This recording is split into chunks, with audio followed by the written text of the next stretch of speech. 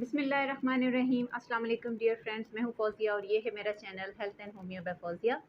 आज मैं आप लोगों के साथ ब्लीडिंग्स इन प्रेगनेंसी के टॉपिक पे बात करूँगी और इसके बारे में मैं आप लोगों के साथ इंफॉर्मेशन शेयर करूँगी। ड्यूरिंग प्रेगनेंसी जो ब्लीडिंग्स हो रही होती हैं उसकी कई वजूहात हो सकती हैं और ये प्रॉब्लम जो होता है ये दोनों मदर के लिए भी और बेबी के लिए, फीटस के लिए, दोनों के लिए काफ़ी ज़्यादा ख़तरनाक हो सकता है, काफ़ी ज़्यादा रिस्की होता है।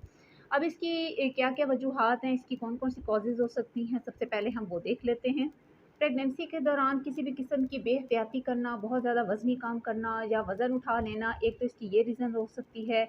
दूसरी मुमकिना सूरत हाल ये भी हो सकती हैं कि अगर आपने कहीं किसी पहाड़ी इलाके का सफ़र किया है और आप ऐसी जगहों पर गए हैं कि जहाँ पे अनइवन सरफेस है, वहाँ पे आप चढ़े हैं या आपने बहुत ज़्यादा ट्रैवल किया है, उससे भी ये प्रॉब्लम सामने आ सकता है। एक और रीज़न ये हो सकती है कि प्लेसेंटा जो कि यूट्रस की वॉल के साथ अटैच हो चुका होता है और फीटस को न्यूट्रिशन और फूड प्रोवाइड करने का एक सोर्स होता है। अगर वो अपनी जगह से यूट्रस की वॉल के साथ से अगर वो डिटैच होना शुरू हो जाए, तो इस सूरत हाल में भी ब्लीडिंग्स देखने में सामने आती हैं। एक और इसकी पॉसिबिलिटी ये भी हो सकती है कि अगर कोई पेशेंट किसी किस्म के स्ट्रेस में है या वो डिप्रेशन में है, किसी किस्म के भी ज़हनी दबाव की सूरत हाल में है, तो उन लोगों को भी ब्लीडिंग स्टार्ट होने की शिकायत हो जाती है। इसके अलावा बहुत से ख़वातीन में यूट्राइन अगर तो फिब्राइड्स हैं या अगर किसी किस्म का ट्यूमर है, तो ऐसी सूरत हाल में भी ब्लीडिंग्स हो सकती हैं। इसके साथ-साथ बहुत से लोगों में सर्वाइकल कैंसर हो सकता है, सर्विक्स का कैंसर हो सकता है, जिसे कि हम कह सकते हैं यूट्रस के मुँह का कैंसर जिसे बोला जाता है। अगर ऐसी सूरत हाल हो तो भी अर्ली प्रेगनेंसी में ब्लीडिंग्स की शिकायत सामने आ रही होती है। इसके साथ-साथ एक और पॉसिबिलिटी ये भी हो सकती है कि अगर किसी को अर्ली मिसकैरेज का प्रॉब्लम हो रहा है, तो उस सूरत-ए-हाल में भी उन लोगों को स्पॉटिंग भी हो रही होती है। समटाइम्स तो इस चीज़ को सँभाला जा सकता है मेडिसिन्स के ज़रिए से। लेकिन अगर ज़्यादा सीवियर कंडीशन पैदा हो जाए मिसकैरेज की, तो ज़्यादा ब्लीडिंग्स हो रही होती हैं। इसके अलावा किसी किस्म का भी जो इंजरी है, कोई एक्सटर्नल ट्रॉमा है, अगर कोई हिट हुई हैं वो किसी चीज़ के साथ या अगर वो गिर गई हैं या किसी किस्म की कोई उनको चोट लगी है, तो ऐसी सूरत हाल में भी ब्लीडिंग्स जो हैं वो देखने में सामने आ रही होती हैं। अब हम ये देखते हैं कि इसमें कौन-कौन सी ऐसी कॉम्प्लिकेशंस हो सकती हैं कि जिनको हमें नज़र में रखना चाहिए और उन चीज़ों को अवॉइड करने की कोशिश करनी चाहिए। इसकी कॉम्प्लिकेशंस में सबसे पहली चीज़ ये होती है कि बहुत ज़्यादा ब्लीडिंग्स हो जाने की वजह से ख़वातीन में एनीमिया का प्रॉब्लम पैदा हो जाता है, यानी कि खून की कमी हो जाती है। और खून की कमी हो जाने की वजह से वो मरीज़ा जो है वो बहुत ज़्यादा वीक हो जाती है और उसको वीकनेस का एहसास, कमज़ोरी का एहसास बहुत ज़्यादा होना शुरू हो जाता है। अगर तो ब्लीडिंग जो है वो कांस्टेंट हो रही है, तो इसके नतीजे में मदर के साथ-साथ फीटस को भी कमज़ोरी होना शुरू हो जाती है और माँ और बच्चा दोनों के लिए जो है वो प्रॉब्लम पैदा हो सकती है, किसी किस्म की भी कॉम्प्लिकेशन वहाँ पे अराइज़ हो सकती है। बहुत ज़्यादा ब्लीडिंग्स हो जाने की वजह से खून की कमी होने के साथ-साथ ऑक्सीजन की भी कमी हो जाती है और ब्लड में जो ऑक्सीजन का लेवल है वो ख़ासी हद तक कम हो जाने की वजह से एक ऐसा निज़ाम जो कि फ़ीटस का और मदर के दरमियान में चल रहा होता है, जो कुदरत ने एक निज़ाम रखा है, एक खुराक का निज़ाम रखा है, वो मुतासिर होना शुरू हो जाता है।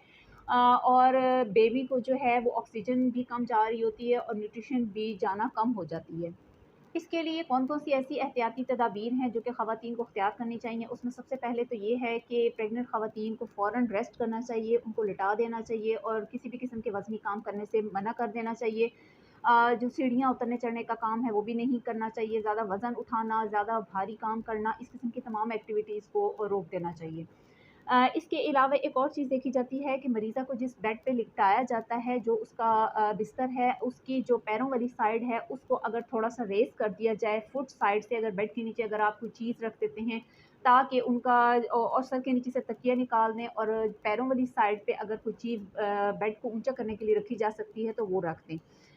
इसके अलावा एक और चीज़ होती है कि अगर तो बहुत ज़्यादा चलने-फिरने का उनका काम है, उनको इस चीज़ से भी रोक देना चाहिए। कुछ देर के लिए उनको रेस्ट करना चाहिए, बल्कि कुछ दिनों तक जो है वो उस पेशेंट को रेस्ट करना चाहिए, फिज़िकली कंप्लीट रेस्ट होना चाहिए और उनको अपनी डॉक्टर से फ़ौरन राब्ता करना चाहिए। होम्योपैथिक में इस्तेमाल की जाने वाली ऐसी मेडिसिन्स जो कि ब्लीडिंग्स को रोकने के लिए इस्तेमाल की जाती हैं, बहुत ज़्यादा हेमरेजेस में जो कि यूज़ हो रही होती हैं, उसमें सबसे इम्पोर्टेंट मेडिसिन जिसका मैं पहले ज़िक्र कर देती हूँ, वो है आर्निका। आर्निका 30 की पोटेंसी में इस्तेमाल कर सकते हैं। इसके अलावा अगर तो एक्यूट फॉर्म है और बहुत ज़्यादा सिचुएशन जो है वो कॉम्प्लिकेटेड होती चली जा रही है। तो इसमें आपने 200 की फॉर्म में आर्निका को लेना है और इसके 5-5 ड्रॉप्स जो हैं वो हर 3-3 घंटे के बाद आप रिपीट करेंगे। आर्निका की जो फंक्शनिंग होती है ये इसमें जो ब्लीडिंग्स हो रही होती हैं वो ब्राइट रेड कलर के हेमरेजेस होते हैं। ये आर्निका एक ऐसे केस में भी बहुत ज़्यादा हेल्पफुल रेमेडी साबित होती है अगर तो डिटैचमेंट जो है प्री मिच्योर प्लेसेंटा की डिटैचमेंट जो है वो यूट्रस से अगर हो रही है, प्लेसेंटा ने वहाँ से अपनी जगह छोड़नी शुरू कर दी है या यूट्रस की वॉल के साथ से वो डिटैच होना शुरू हो गया है और इसके नतीजे में अगर ब्लीडिंग्स हो रही हैं तो तब आर्निका का आपने फ़ौरन इस्तेमाल करवाना है और बार बार इसकी डोजेज़ जो हैं वो आप रिपीट करवाएंगे। इससे काफ़ी ज़्यादा हद तक जो है वो ब्लीडिंग्स कंट्रोल करने में हमें हेल्प मिलती है। इसके अलावा एक और कॉम्बिनेशन की मैं बात करना चाहती हूँ। ऐसी तमाम होम्योपैथिक मेडिसिन्स जो कि हेमरेजेस के लिए बेहतरीन मेडिसिन्स हैं, उन सब को हम मिलाकर एक कॉम्बिनेशन की शक्ल कॉम्बिनेशन में हम उसको बना लेंगे और फिर इस मेडिसिन को, इस कॉम्बिनेशन को जो है वो हम 4-4 घंटे के वक्फे से 10-10 ड्रॉप्स लेंगे ताकि इस किस्म की जो सिचुएशन हो रही है उस पर काबू पाया जा सके। अब इस कॉम्बिनेशन में कौन-कौन सी मेडिसिन्स हैं, इसके लिए मैंने 3 मेडिसिन्स का सिलेक्शन किया है which are very helpful and which are very effective for the bleedings and haemorrhages. इसमें जो सबसे पहली मेडिसिन है उसका नाम है मिलीफोलियम। मिलीफोलियम को हमने मदर टिंचर में इस्तेमाल करवाना है। मिलीफोलियम को इसलिए भी यूज़ करवाएंगे because this is very invaluable remedy for all types of the haemorrhages. और इसमें भी जो ब्लड का जो कलर आ रहा होता है वो बहुत ज़्यादा ब्राइट रेड कलर की ब्लीडिंग्स हो रही होती हैं, यहाँ पर मिलीफोलियम बहुत अच्छा काम करती है। सबसे पहली मेडिसिन तो ये हो गई। इसके साथ जो हम दूसरी मेडिसिन इसमें इस्तेमाल करेंगे वो है वाइबर्नम ओप्युलस। इसको भी हम मदर टिंचर क्यू की फॉर्म में यानी कि लेंगे और वाइबर्नम की जो इसमें क्वालिटीज़ आ रही हैं, इसमें भी फीमेल की जो सिम्टम्स होती हैं, इसमें तमाम चाहे वो मैरिड हैं चाहे वो अनमैरिड फीमेल्स हैं, उनकी जितनी भी कॉम्प्लिकेशंस होती हैं which are related to the uterus and periods, उसमें ये बहुत ज़्यादा इफ़ेक्टिव एक रेमेडी है। वाइबर्नम की एक और क्वालिटी ये भी है कि ये प्रिवेंट करता है ऐसी पेशेंट्स को जिनमें मिसकैरेजेस की हिस्ट्री होती है, उनमें पहले भी अबॉर्शंस हो चुके होते हैं, वहाँ पे वाइबर्नम बहुत अच्छा काम करेगी और इसको मिसकैरेज होने से बचाने के लिए एक बेहतरीन रेमेडी है। इसके अलावा इसके साथ-साथ इसमें कुछ ख़वातीन को अर्ली प्रेगनेंसी में या जो सेकंड सेमेस्टर होता है, ट्राइमेस्टर होता है, उसमें कुछ फीमेल्स को फ़ॉल्स लेबर पेन्स आना शुरू हो जाती हैं, वहाँ पे भी वाइबर्नम बहुत अच्छा काम करेगी। जो थर्ड मेडिसिन इसमें हम इस्तेमाल करेंगे वो भी मदर टिंचर है, वो एरेजरोन है। एरेजरोन को भी मदर टिंचर में इसमें इस्तेमाल करेंगे। इसमें ज़्यादातर देखा गया है कि यूट्राइन जो ब्लीडिंग्स हो रही होती हैं उसके साथ-साथ पेनफुल मिक्चुरेशन का जो है वो इसमें देखा गया है कि यूरिन पास करने के लिए बहुत ज़्यादा पेशेंट को बहुत ज़्यादा इस दौरान पेन महसूस हो रही होती है। इसके साथ-साथ उसको यूट्राइन ब्लीडिंग्स बहुत सीवियर हो रही होती हैं और इसमें भी पेशेंट को ब्राइट रेड कलर का जो ब्लड है वो आ रहा होता है। एरिज़ोन की एक और कैरेक्टरिस्टिक बात ये भी है कि इसमें अगर ख़वातीन में यूट्राइन प्रोलैप्सिस देखने में आता है कि अगर यूट्रस जो है वो अपनी जगह से हिल जाती है, तो वहाँ पे भी एरिज़ोन बहुत अच्छा काम करेगी।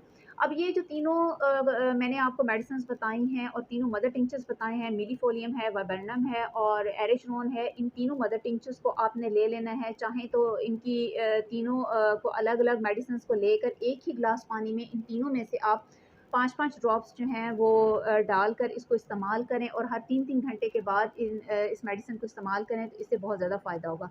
या फिर आप इस तरह से भी कर सकते हैं कि आप अलग से एक बॉटल ले लें, एक साफ़, जो कि आपको होम्योपैथिक मेडिकल स्टोर से मिल जाएगी और इन तीनों मेडिसिन्स को, इन तीनों जो आपके पास लिक्विड फॉर्म में ये पोटेंसीज़ होंगी, इनको आप एक ही बॉटल में तीनों को मिक्स करके रख लें और इनको चूँकि एक मिक्सचर सा बन जाएगा तो आप इसके 10 टू 15 ड्रॉप्स जो हैं वो एक ही ग्लास में पानी के इस्तेमाल कर सकते हैं और 3-3 घंटे के बाद आप इसको इस्तेमाल करवाएँ। इंशाल्लाह ये बहुत ज़्यादा इफ़ेक्टिव मेडिसिन्स हैं। हेमरेजेस को बहुत ज़्यादा ये रोकने में कारआमद साबित होती हैं। इसके साथ-साथ एक और चीज़ मैं बताती चलूँ कि बहुत ज़्यादा ब्लीडिंग्स और हो जाने की वजह से कुछ पेशेंट्स बहुत ज़्यादा निढाल हो जाती हैं, बहुत ज़्यादा वीकनेस का उनको एहसास होने लग जाता है, तो ऐसी सूरत हाल में आपने चाइना रखनी है घर में। चाइना आपने 6x की पोटेंसी में रखनी है, चाइना का इस्तेमाल करवाएँगे और इसका रेपिटिशन भी जो है वो आप हर 3-3 घंटे के बाद चाइना इस्तेमाल करेंगी। इसके अलावा एक और मेडिसिन जो इसमें इस्तेमाल करेंगे वो जेलसीनियम है। जेलसीनियम 30 की पोटेंसी में ले लें और डायरेक्ट इसके 2 कतरे जो हैं वो आप ज़बान पे ले लें। सुबह ले लें, दोपहर को ले लें, शाम को ले लें, ये भी आपकी कमज़ोरी को रिकवर करने में बहुत ज़्यादा हेल्पफुल साबित होगी।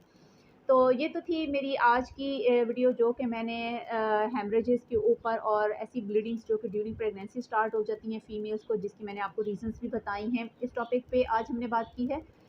अगर आपको मेरी वीडियो अच्छी लगी हो तो इसको लाइक कीजिएगा और मेरे चैनल को प्लीज़ सब्सक्राइब कीजिएगा। इंशाल्लाह एक नई वीडियो के साथ मैं दोबारा हाज़िर होंगी, तब तक अल्लाह हाफ़िज़।